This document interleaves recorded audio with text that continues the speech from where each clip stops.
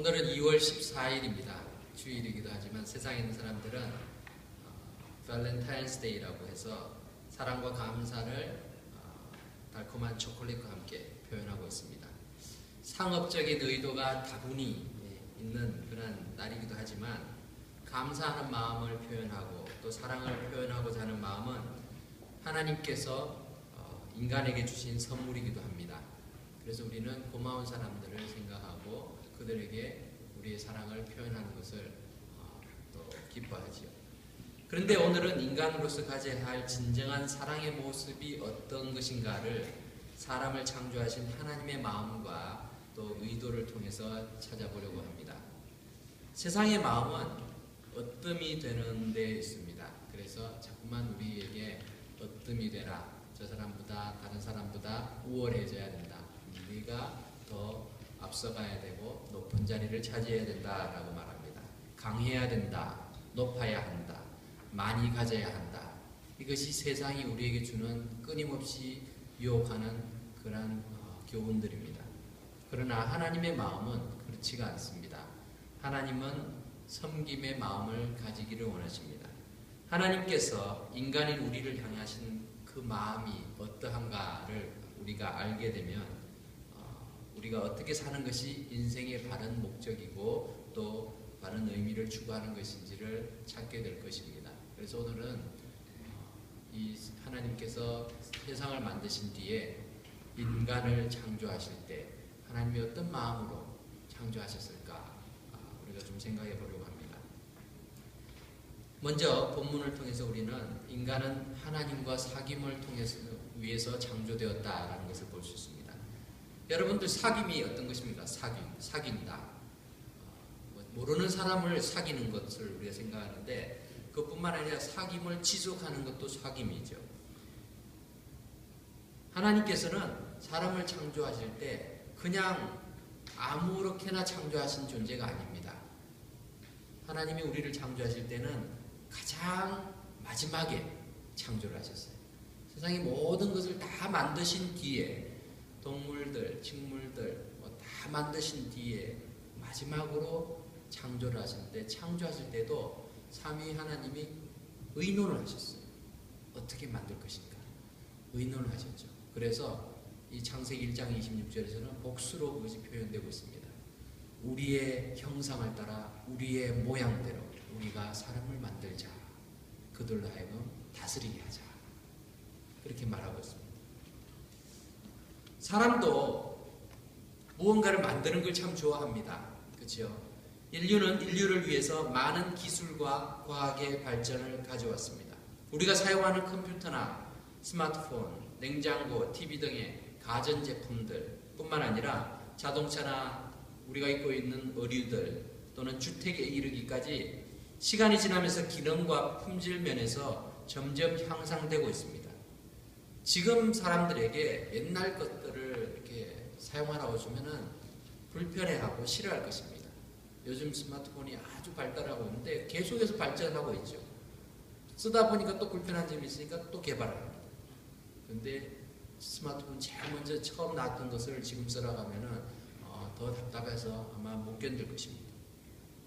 사람들이 사용하면서 또는 시대와 환경의 변화에 따라서 불편한 점들을 계속 개선하기 때문에 이런 발전들이 있습니다. 그렇다고 우리가 가지고 있고 누리고 있는 기계와 환경이 완전하지 않다라는 것을 우리는 잘 알고 있습니다. 끊임없이 이것이 개발되어야 된다는 것을 알죠. 한편으로는 이렇게 개발을 하지만 모든 것이 사람 중심이죠. 그러다 보니까 부작용도 났습니다. 환경이 파괴되기도 합니다. 생태계가 파괴되고 여러 가지 문제들도 생기죠. 이처럼 하나님과 비교할 때 불완전한 인간도 완전한 제품을 만들기 위해서 최선을 다합니다. 여러분들 세일즈를 하시는 분들은 많이 느끼죠. 이렇게 여러 가지 판매를 하면서 고객들이 어떤 것을 원하고 어떤 것을 불편해하는 것 찾아서 또 그것을 보완을 해서 좀 더 나은 서비스를 제공하고 제품을 제공하려고 노력을 하죠. 완전을 추구하는 그런 욕구들이 욕망들이 우리에겐 다 있습니다. 하물며 하나님께서 완전하신 하나님께서 태초에 사람을 창조하실 때 불량품을 만드셨겠어요? 이렇게 만들어보고 이게 좀 불완전하네. 그러면은 조금 지나서 좀 더 다시 좋게 만들고 이렇게 만들고 그러지 않으셨다는 거죠. 진화론에서는 사람이 인간이 진화되었다고 이야기합니다. 그러나 성경은 하나님께서 완벽하게 완전하게 하나님의 형상을 따라서 사람을 만드셨다 기록하고 있습니다. 사람은 하나님의 형상을 따라 지음을 받은 유일한 피조물입니다. 여러분들 주위에 어떤 존재도 인간 외에 어떤 존재도 하나님의 형상을 따라 지음받은 그러한 생명체는 그러한 물건은 없다는 것입니다. 왜 그렇게 하셨을까요? 우리 요한 1서 1장 2절 그리고 3절을 보면 우리가 볼 수 있습니다. 우리 이 말씀을 한번 읽어보려고 합니다. 제가 2절 읽고 여러분들이 3절 읽고 같이 읽겠습니다. 이 생명이 나타내신 바 된지라 이 영원한 생명을 우리가 보았고 증거하여 너희에게 전하노니 이는 아버지와 함께 계시다가 우리에게 나타내신 바 된 자니라. 우리가 보고 들은 바를 너희에게도 전하건 너희도 우리와 사귐이 있게 하려 함이니 우리의 사귐은 아버지와 그 아들 예수 그리스도와 함께 함이라. 네. 이 말씀에서 사도 요한은 2절 말씀에서는 예수님에 대해서 소개하고 있습니다. 하나님의 아들이신 예수님께서 이 땅에 나타나셨다. 이 땅에 오셨다라는 것이죠. 아버지와 함께 계시다가 우리에게 나타나셨다. 그렇게 하신 이유가 무엇인가? 우리와 사귐이 있게 하기 위해서이다. 우리가 즉 유대인들이 이방인들과 사귐을 뿐만 아니라 믿지 않는 자들이 예수님을 믿고 서로 교제할 뿐만 아니라 우리와 함께 우리를 통해서 또 살아계신 하나님을 만나고 예수 그리스도를 만나서 함께 교제하기 위함이다 라고 말하고 있습니다. 이처럼 사도 요한은 위의 구절에서 하나님이 우리를 구원하신 궁극적인 목적을 알려주고 있습니다. 태초로부터 있던 생명의 말씀, 즉 헬라어에서는 이걸 로고스라고 얘기하는데 로고스이신 예수 그리스도를 듣고 보고 손으로 만진 사도 요한은 그리고 예수님의 제자들은 이 생명 되신 예수님을 전해서 또 많은 사람들이 예수님을 믿고 또 구원받기를 원하는 것이죠. 하지만 구원받아서 천국 가는 데 목적이 있는 것이 아닙니다. 그것이 궁극적인 목적이 아니에요. 많은 사람들이 예수 믿고 천국 가는 것이 목적이다 생각합니다. 그 말은 이렇게 표현을 볼 수 있어요. 여러분들 자녀들이 이렇게 미국에 와가지고 공부를 시키면서 부모의 이렇게 소망 중에 하나는 아이들이 공부를 잘하면 이 아이들이 공부를 잘해서 하버드 가는 게 내 삶의 내 인생의 목표다. 우리 아들, 우리 딸 하버드 보내는 것이 인생의 목표다 라고 생각하고 뼈 빠지게 고생하는 1세 부모님들이 참 많습니다. 그래서 그런지는 모르지만 한인 2세들, 아이들, 자녀들이 하버드에 들어가는 사람들이 참 많아요. 그런데 통계에 의하면 이 아이들이 하버드 대학을 갔는데 그때부터 방향을 잃어버려요. 그들의 인생의 목표가 하버드 대학이었으니까 들어간 다음에 목표가 끝났어요. 내가 그 다음에 뭘 해야 될지 몰라요. 어떻게 살아야 될지 몰라요. 공부만 쭉자고 했는데 그래서 좋은 대학을 갔는데 그 다음에 무엇을 해야 될지는 모르는 거죠. 그러다 보니까 도태되고 낙오하고 실패하는 경우가 그 확률들이 아시안계 학생들에게서 너무나 많다고. 얼마나 비극입니까? 우리의 삶에 있어서 궁극적인 목표가 그냥 천국 가는 것, 천국 가는 데만 있는 게 아니라는 거예요. 천국에서 사는 것은 더 큰 목적을 위한 수단입니다. 우리를 천국에 살게 하시는 것이 하나님의 우리를 구원하신 최종 목적이 아닙니다. 더 궁극적인 목적은 우리로 하여금 우리가 하나님과 사귐이 있게 하기 위해서 된다는 것이죠. 예수 그리스도와 교제하게 하기 위해서라는 것이죠. 이 사귐은 하나님과 예수 그리스도와 함께하는 그런 영원한 사귐입니다. 그 교제가 있다는 거죠. 천국에 딸랑 갔는데 그곳에서 편하긴 한데 준 하나님과의 사귐이 없다면 그것은 우리가 바라는 천국이 아니라는 거죠. 성경이 말하는 천국도 아닙니다. 다른 종교에서는 극락, 천국에 대한 그런 표현들을 내가 마음껏 누리고 내가 하고 싶은 거 많이 누리고 그렇게 할 수 있는 걸 천국으로 묘사하기 쉽습니다. 근데 그게 아니라는 거죠. 성경에서 말하는 천국은 하나님께서 영원토록 다스리시고 예수 그리스도와 우리가 교제하는 그 기쁨의 삶입니다. 내 마음대로 해서 천국이 아니라 그곳에서 하나님께서 기뻐하는 일들을 내가 즐거운 마음으로 다 할 수 있기 때문에 천국인 것입니다. 사귐이라는 말은 헬라어 언어로는 코이노니아라고 말합니다. 헬라어로는 코이노니아라고 하는데 이것이 무슨 뜻입니까? 이 뜻을 바로 이해할 때 우리는 하나님께서 인간을 지으신 목적을 더 분명히 알 수 있습니다. 자, 여러분 코이노니아라는 말을 교회를 오래 다니신 분들은 많이 들어봤어요. 헬라어이긴 하지만 교회 안에서 많이 쓰니까요. 그래서 영어로 fellowship 이렇게 많이 표현합니다. 한국어로는 교제 또는 뭐 친교 이렇게 표현합니다. 우리 그냥 친교하면은 식사, 밥 이걸 먼저 생각하는데 이 fellowship이라는 게 음식에만 국한된 건 아니죠, 그죠? 이렇게 서로 교제하는. 근데 코이노니아라는 단어는 이 fellowship이라는 또는 교제라는 말로는 절반밖에는 설명하지를 못합니다. 코이노니아의 또 다른 의미는 파트너십입니다. 파트너십. 그럼 파트너십이 뭐죠? 다른 그런 존재와 함께 동역하는 거잖아요. 동역하는. 나 혼자 사는 게 아니라 같이 하는 것을 말합니다. 남녀가 서로 사랑하면은 그냥 같이 앉아만 있어도 참 좋아요. 그죠? 이야기하고 그렇게 하면 좋죠.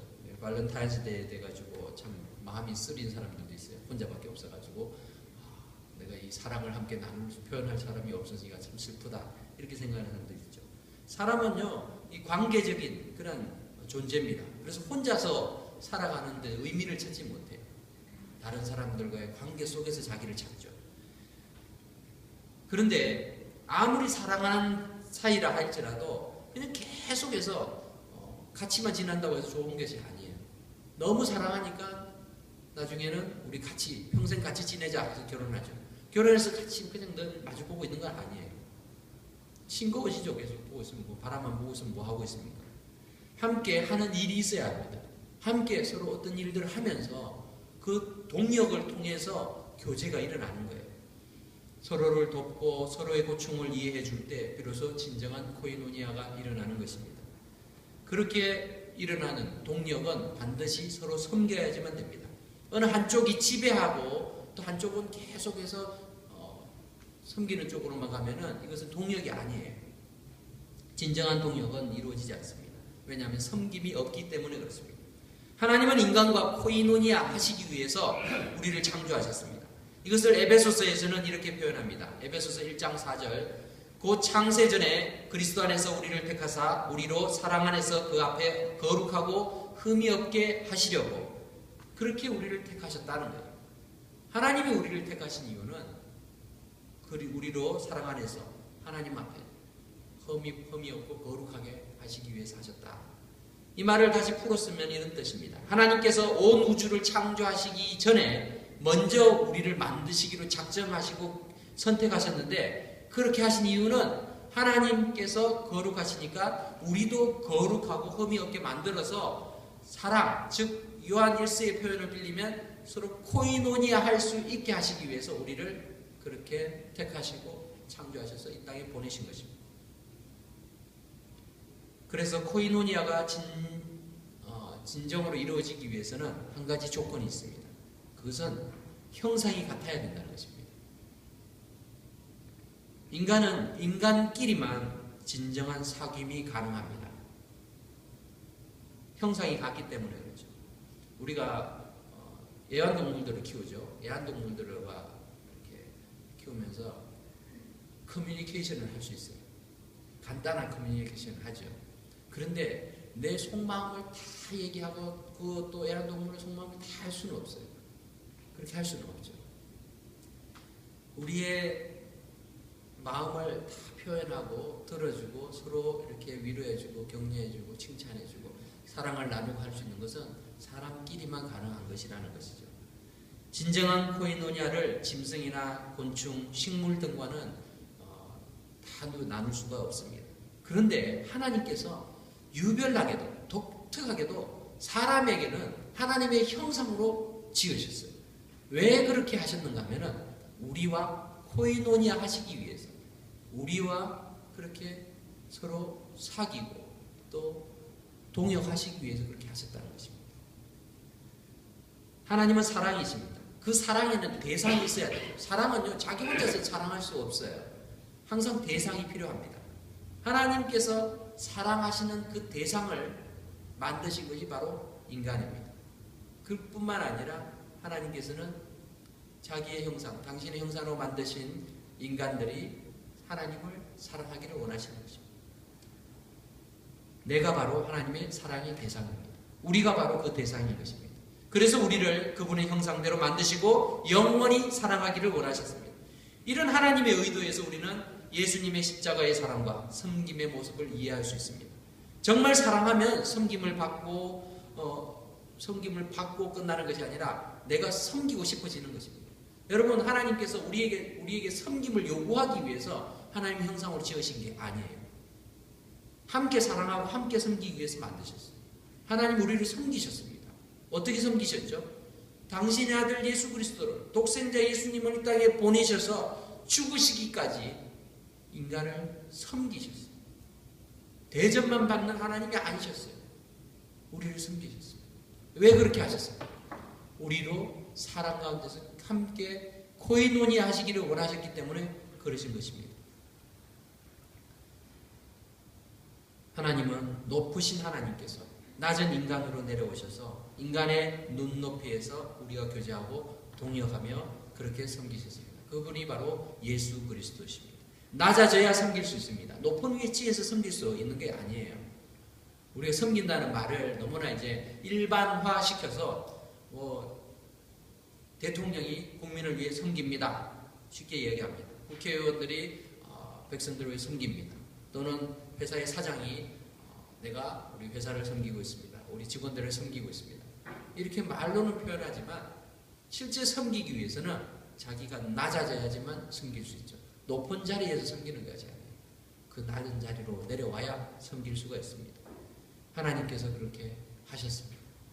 그렇게 하시기 위해서 우리와 교제하시기 위해서 우리를 하나님 형상으로 지으신 것입니다. 말씀을 맺겠습니다. 사랑하는 성도 여러분, 이처럼 하나님께서는 인간을 너무나 사랑스러운 존재로 창조하셨고 그 사랑의 대상을 향해서 끝없이 사랑을 보여주셨습니다. 죄 지어서 타락할 것까지도 아시면서 강압적으로 복종시키기보다는 자발적으로 순수하게 사랑하기를 원하셨기 때문에 인간에게 자유의지를 선택할 수 있는 의지들을 주셨던 것입니다. 그리고 죄로 말미암아 범죄함으로 무너져가는 그러한 인류를 향해서 끊임없이 사랑의 줄을 놓지 않으셨던 것도 하나님이십니다. 구원의 길을 제공하신 분이 바로 하나님이십니다. 우리 요한 1서 4장 10절을 함께 읽어보겠습니다. 시작. 사랑한 여기 있으니 우리가 하나님을 사랑한 것이 아니요 오직 하나님이 우리를 사랑하사 우리 죄를 위하여 화목제로 그 아들을 보내셨음이니라. 아멘. 우리가 하나님을 먼저 사랑하지 않았습니다. 하나님이 우리를 먼저 사랑하셨다는 거예요. 그리고 죄로 떨어져 나가고 단절되어 있는 그 인류를 끝까지 사랑하셔서 회복시키는 일도 하나님이 하셨어요. 예수님이 이 땅에 오셔서 마가복음 10장 45절의 말씀처럼 인자가 이 땅에 오신 것은 섬김을 받으려 함이 아니요 오히려 섬기려 자기 목숨을 많은 사람들의 대속물로 주려고 왔다. 이렇게 말씀하셨어요. 섬기기 위해서 이 땅에 오셨다. 하나님께서 인간을 섬기기 위해서 그렇게 오셨다는 것입니다. 이처럼 하나님께서 먼저 사랑하셨고 그 사랑으로 우리를 섬기셨습니다. 그렇기 때문에 하나님의 사랑을 바로 깨달은 사람들의 첫 번째 반응은 그분을 섬김을 통해서 사랑을 표현하게 됩니다. 하나님의 사랑을 깨달은 사람들은 이런 찬양이 나오죠. 우리가 잘 아는 Amazing Grace, 나 같은 죄인 살리시, 그 은혜 놀라워. 우리가 그렇게 찬양하게 되는 거죠. 하나님, 나같이 이렇게 죄인인데 그 죄인 살리시기 위해서 예수님 이 땅에 보내셔서 대신 십자가에 죽게 하시면서 나를 구하셨군요. 그 사랑에 감사합니다. 그 은혜에 감사합니다. 우리가 고백하게 되는 것입니다. 뿐만 아니라 하나님의 사랑을 바로 깨달은 사람은 하나님과 동역하기를 즐거워하게 됩니다. 진정한 코이노니아가 일어나게 되는 것입니다. 아까도 말씀드린 것처럼 코이노니아는 그냥 하나님, 내가 주님 찬양해요, 주님 사랑해요, 여기서 끝나는 것이 아니라 내가 주님과 무엇을 할 수 있을까, 내가 주님의 나라를 위해서 무엇을 할 수 있을까를 찾게 되는 것입니다. 함께 일하는 기쁨들을 누리는 것입니다. 그것이 바로 진정한 코이노니아입니다. 하나님께서는 그것을 위해서 에덴 동산을 만드시고 아담을 그곳에 두시고 모든 에덴 동산을 다스리게 하셨어요. 에덴 동산에서 다스리는 일들이 결코 만만치 않은 일이었을 것입니다. 그러나 동력하기를 기뻐하셨다는 것이죠. 하나님이 할 수 없어서 못하여 이렇게 사람에게 맡기신 것이 아니라 함께 하시기를 원하셨다는 거죠. 그 동력 관계 속에서 아담과 하와는 하나님과의 진정한 교제를 누릴 수 있었습니다. 죄로 말미암아 하나님과의 관계가 단절되어서 더 이상 그런 관계들을 못 누리게 되었는데 그것에 안타까워하고 힘들어하신 분은 하나님이세요. 하나님께서 우리를 회복시키셨어요. 무엇 때문에 그러셨을까요? 사랑하기 때문에. 하나님께서는 우리를 그만큼 사랑하신다는 것입니다. 그 사랑을 우리가 안다면 우리가 하나님과 동행하기를 기뻐할 줄 압니다. 하나님과 진정한 그런 코이노니아를 사모하게 될 줄 압니다. 우리 교회의 표가 무엇입니까? 우리 교회의 표가 무엇이죠? 혹시 아십니까? 제자 되어 섬기고 섬김으로 제자 삼자이죠. 예수 믿는 것 중요합니다. 근데 예수를 믿는데 잘못 믿는 사람이 참 많아요. 예수 믿는 것을 그냥 교회 다닌다라고 생각하는 거로 착각하는 사람이 많아요. 교회 다닌다고 예수 믿는 거 아니에요. 예수 안 믿어도 교회 다니는 사람 많아요. 그리고 예수 믿는데도 하나님께서 원하시는 그런 코이노니아를 경험하지 못하는 사람들이 많아요.